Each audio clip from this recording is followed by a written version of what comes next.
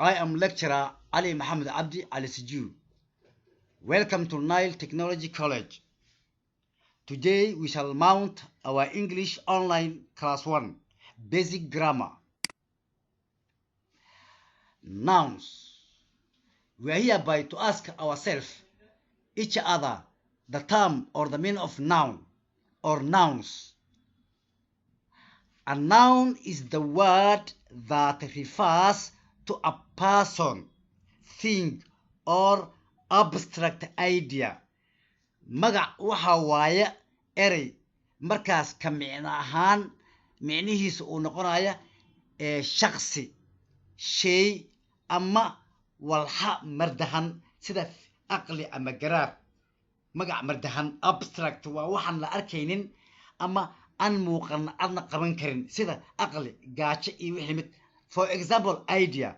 A noun magac can tell you who or what. Magac waa mid kuu sheego who kuma, what waa maxay, waxaan waxay yihiin iyo midku u yahay qofkan. There are several different types of noun. Waxaa jira qaybo kala duwan ee magacyo u kala baxaan. There are common nouns such as a dog, car, chair, etc. Waxaa jira si lamid ah magacyo guud, common nouns, kuwaasoo ka mid ah a baabuur, baabuurta yarka oo raaxada ah, chair, kursi, etc. iyo wixii lamid ah. Now, question mark. Nouns that refer to things. Magacyada ee markaas loo nasbeeyo shay which can be counted ahna kuwa markaas la tirin kara ama tirsamaya can be singular or plural. Waxay noqon karaan kuwa jamac ah ama mufrad ah. Countable nouns. Sidaas darteed waxaa leedahay magacyaha la tirin kara. Countable nouns magacyo tirsamaya. Nouns magacyadu that refer ee macnahooda noqonaya to some groups of countable nouns sida kooxa isbiirsaday ama gaar ahaaneed oo magacyo tirsamaya ah. Substance sida shay ama walxa. Feelings shucuub, dareen, and the types of activity ama noocyo kala duwan oo shaqooyin xirfado ah can only be singular ayaa waxay ahaani karaan kuwa mufrad loo nasbeeyo. Countable nouns ayagana waxaa waaye magacyo tirsamaya. Nouns magacyadu that refer ee micnahooda noqonayo to a group of people sida koox dad ah or things ama shay are called waxaa la yidhahdaa collective nouns magacyo la soo aruuriyo ama isu keenkeen.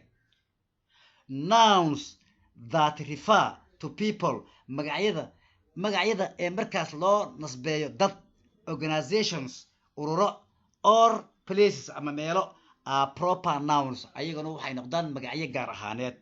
Only proper nouns waxa oo keli magaca ee gaar ahaaneed are capitalized ah midka xarafka weyn lagu bilaabo marka la qoraayo. xaraf yar waa ka mamnuuc. Capitalized waa xarafka weyn. Cabdi arta ee capital ku bilaabaysa inta kalena waa xaraf yar.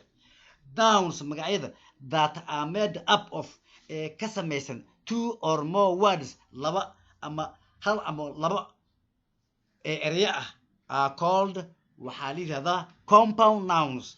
waa magac laba jibaaran. Compound waa laba jibaar.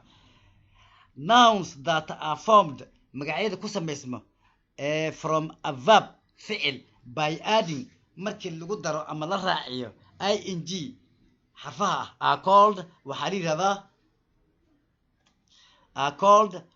yidhahdaa